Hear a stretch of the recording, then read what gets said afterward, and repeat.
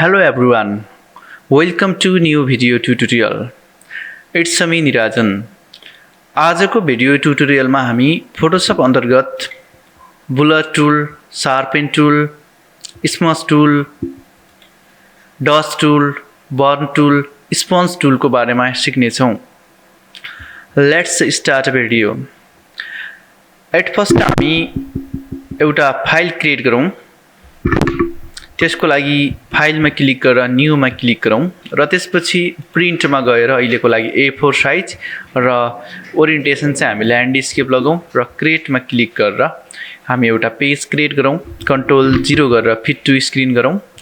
अब कुनै वेबसाइटबाट हामी योमा फोटो ल्याउँछौँ. मैले क्रोम ब्राउजरलाई ओपन गरेँ र यहाँनिर मैले pixabay.com लेखेर इन्टर क्लिक गरेँ. यहाँनिर म बर्ड लेखेर सर्च गर्छु र त्यसपछि तलपट्टि यहाँनिरबाट कुनै फोटोलाई हामी लियौँ. जस्तै यो फोटोलाई म लिन्छु.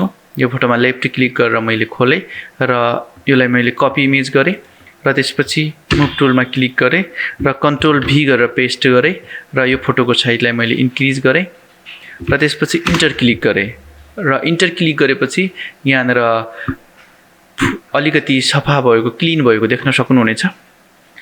र त्यसपछि अब हामीले यसलाई बुलर गर्नको लागि एट फर्स्ट हामीले बुलर टुललाई सिलेक्ट गर्नुपर्ने हुन्छ र बुलर गर्दाखेरि हामीले यो स्मार्ट अब्जेक्टमा छ कि नै भनेर हेर्ने. यदि यो लेयर स्मार्ट अब्जेक्टमा छ भने बुलर हुँदैन.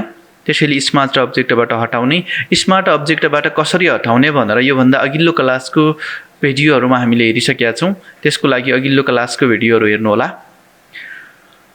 र त्यसपछि हामीले बुलर टुललाई सिलेक्ट गर्यौं र लेयरलाई पनि सिलेक्ट गर्यौं र त्यसपछि यहाँनिरबाट स्ट्रेन्थलाई 100% राख्ने र त्यसपछि यदि हाम्रो यहाँनिर क्याप्स लक अन छ भने यस्तो टाइपको देखिनेछ. क्याप्स लकलाई पनि अफ गर्ने. त्यसपछि यस्तो टाइपको सर्कल देखिन्छ र अब हामीले बुलर गर्नुपर्ने एरिया कुन हो त त्यो एरिया हेर्ने. जस्तै उदाहरणको लागि अब यहाँनिरको यो एरियालाई अहिले बुलर गर्नु छ भनेपछि अब यही फोटोमा गर्यौं भने के हुन्छ, यो ओरिजिनल फोटो कतिखेर हामीलाई चाहिन सक्छ. त्यसैले यसलाई डुप्लिकेट गर्ने.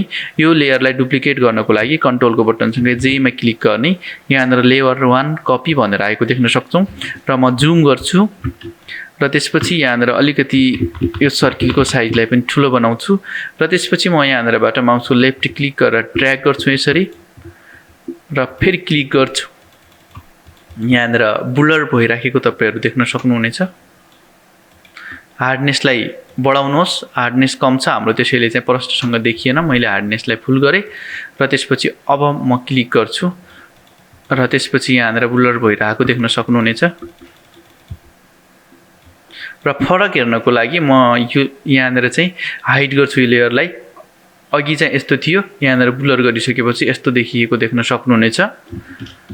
र त्यस्तै गरेर तपाईहरुले यहाँनिरको यो एरिया पनि बुलर गर्नु छ भने यहाँनिरबाट यसरी बुलर गर्न सक्नुहुनेछ.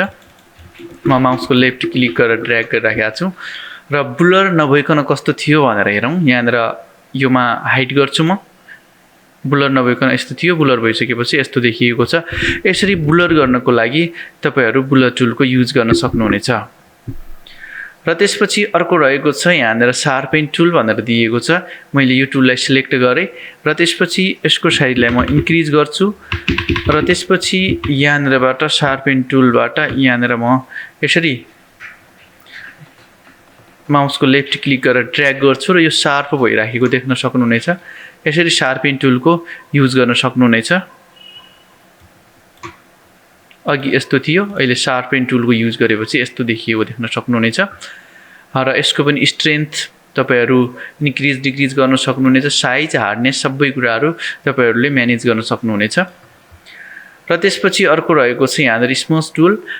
यो टुलले चाहिँ यदि कुनै भागहरु फोटोमा सानो छ भने त्यसलाई अलिकति ठुलो बनाउने काम गर्दछ र ठुलो छ भने सानो बनाउनु. जस्तै यहाँनिरको यो भाग अलिकति हामीले ठुलो बनाउनु छ, अलिकति तान्नु छ भनेपछि योमा क्लिक गर्ने र त्यसपछि यहाँनिरबाट यो टुललाई सिलेक्ट गरिसकेपछि साइजलाई इन्क्रिज गर्यौं र यहाँनिरबाट यसरी माउसको लेफ्ट क्लिक गरेर ड्र्याग गर्ने. यसरी कुनै पनि फोटोमा भएको भागहरुलाई मिलाउनको लागि यसको प्रयोग हुन्छ. जस्तै उदाहरणको लागि यो खुट्टालाई म अलिकति उता सार्छु। यसरी हामी यो टुलको युज गर्न सक्छौं। र त्यसपछि यहाँनिर अर्को रहेको छ डस्ट टुल। डस्ट टुलले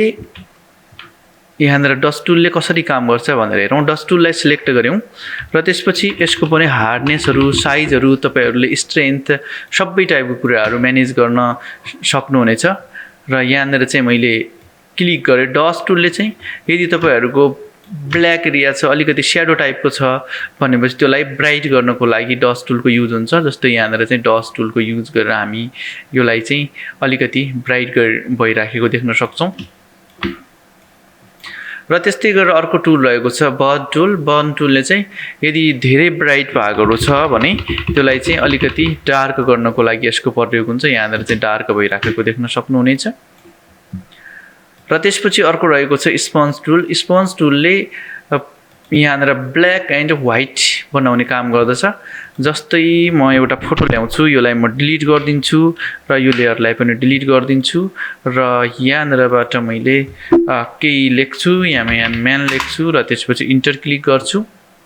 यो फोटोलाई लिन्छु म, राइट क्लिक, कपी इमेज र त्यसपछि फोटोशपमा गएर कन्ट्रोल भी गरेर पेस्ट गरौँ, साइजलाई इन्क्रिज गरौँ र इन्टर क्लिक गरौँ र त्यसपछि यो स्मार्ट अब्जेक्ट छैन र स्पन्ज टुलमा क्लिक गरौँ र त्यसपछि यसको पनि तपाईहरुले हार्डनेसलाई, साइजलाई आफ्नो हिसाबले म्यानेज गर्न सक्नुहुनेछ।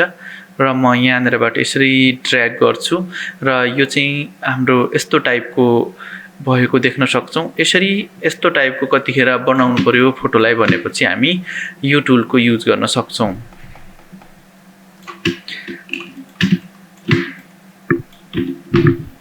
यसरी तपाईहरुले bullet tool, sharpen tool, smudge tool, त्यस्तै गरेर डस्ट टुल, बर्न टुल र स्पन्ज टुलको युज गर्न सक्नुहुनेछ।